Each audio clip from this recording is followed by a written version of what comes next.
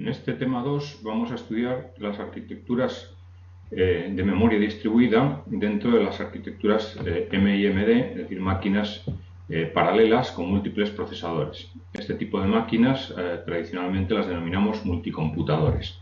Ya vimos en el tema anterior la diferencia entre multiprocesador y multicomputador. Se trata, por lo tanto, ahora de estudiar máquinas que no comparten memoria. Se dice que estas máquinas tienen el hardware débilmente acoplado por ese motivo. No obstante, en función de la arquitectura concreta, el nivel de acoplamiento puede ser distinto. Básicamente varía en función de los elementos hardware que compartan los distintos nodos de la arquitectura, que puede ser el almacenamiento, la entrada-salida, etc. Pero nunca la memoria, porque es premisa para pertenecer a esta categoría de multicomputadores, no compartir memoria. Al no compartir memoria, la comunicación entre los diferentes procesadores no se puede realizar mediante variables comunes, variables compartidas, sino que se debe realizar mediante paso de mensajes. Y aquí vemos la diferencia entre las distintas unidades que se emplean, mensaje y paquete.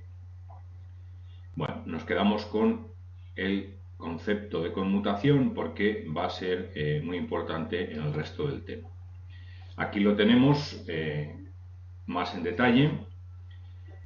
Tradicionalmente existen dos mecanismos de conmutación: conmutación de circuitos, no aplicable a este contexto, y conmutación de paquetes, que es la que se va a emplear. Dentro de la conmutación de paquetes existen diferentes mecanismos de control de flujo que se pueden aplicar. Aquí tenemos los tres aplicados habitualmente o de forma histórica en este tipo de arquitecturas: Store and Forward, Wormhole y Virtual Cut-Through. Los conceptos asociados a la conmutación de paquetes y a la determinación también del tiempo de transmisión de los mismos y demás son los que tenemos en este recuadro: el concepto de paquete, el concepto de fleet y el concepto de fit. El primero de ellos maneja paquetes íntegros, el segundo maneja paquetes divididos en fleets y el tercero paquetes divididos en fits. Una pequeña aclaración comparativa entre los diferentes mecanismos de conmutación, y en la siguiente diapositiva vamos a poder ver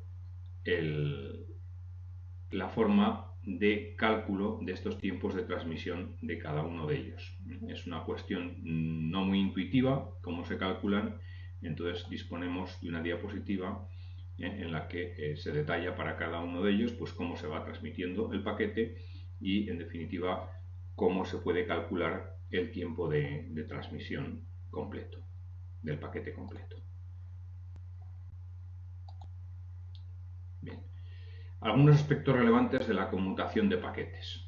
El control de flujo es un aspecto relevante que determina cómo y cuándo se mueven los paquetes por la red, y para ello pues tiene que implementar una resolución de colisiones y un mecanismo de encaminamiento, como calcular la ruta entre origen y destino.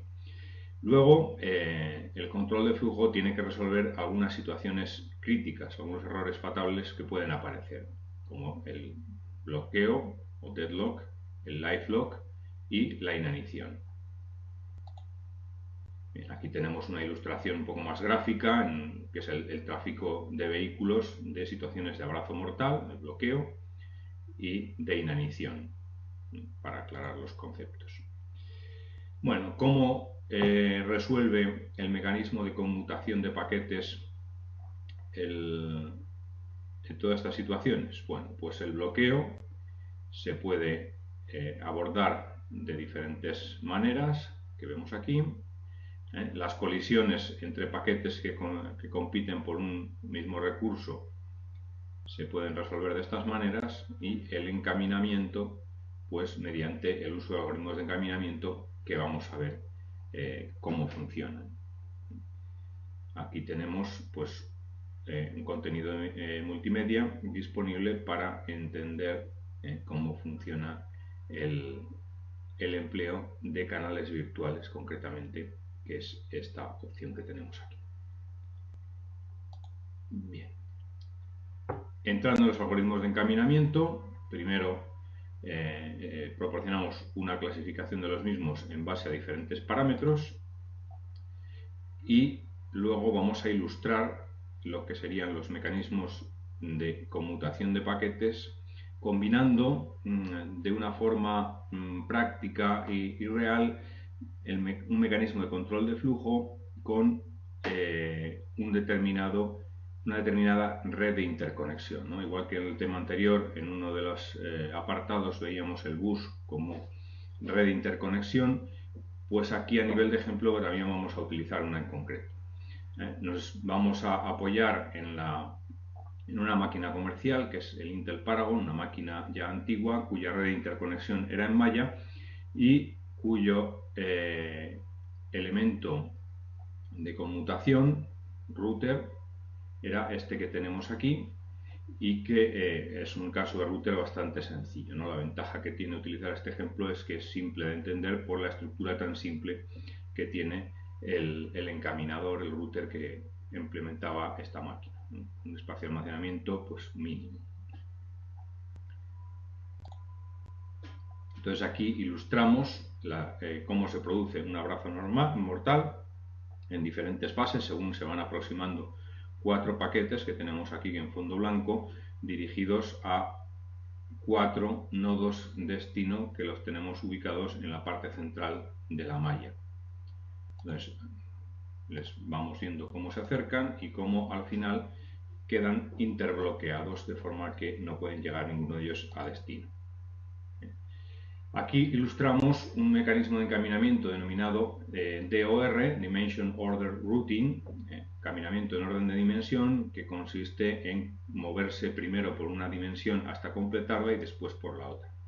Y entonces avanzamos la secuencia siguiendo este procedimiento y vamos a ver que el abrazo mortal no se produce. Aunque los 4 paquetes de nuevo coinciden en la zona central, aquí vemos cómo ordenando, secuenciando la circulación de los paquetes, todos ellos pueden llevar a destino. No es una demostración matemática, pero sí que es cierto que el mecanismo, el algoritmo de encaminamiento DOR implementado concretamente sobre una malla como red de interconexión siempre está libre de abrazos mortales, de bloqueos. Aquí lo vamos resolviendo. Y luego pues vemos algunas otras alternativas de cómo gestionar la red de interconexión para que esté también libre de bloqueos, como es el caso de utilizar redes virtuales, es decir, en los enlaces considerarlos ubicados según su dirección y sentido en diferentes redes que nunca se cruzan o se ven entre sí. Y entonces de esa manera el abrazo mortal tampoco aparece, ¿no? En cada una de esas redes vemos que tenemos uno de los paquetes anteriormente señalados, de forma que llegan a destino sin encontrarse nunca con los otros. ¿Cómo se crean redes virtuales a partir de redes físicas? Pues multiplexando los enlaces en el tiempo, como hacíamos con los canales virtuales un poco más anteriormente, y es que obviamente se utilizan canales virtuales para eso. Bueno, vamos avanzando un poco más deprisa.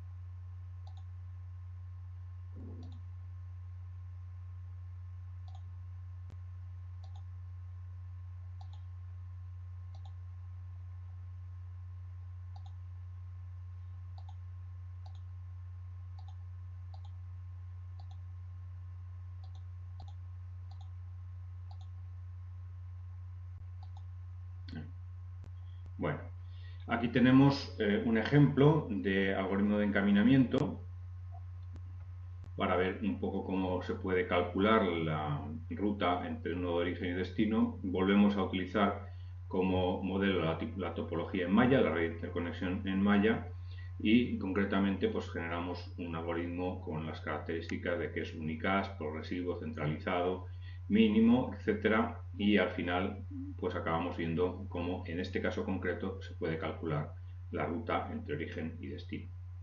Y bueno, pues eso es el desarrollo del tema.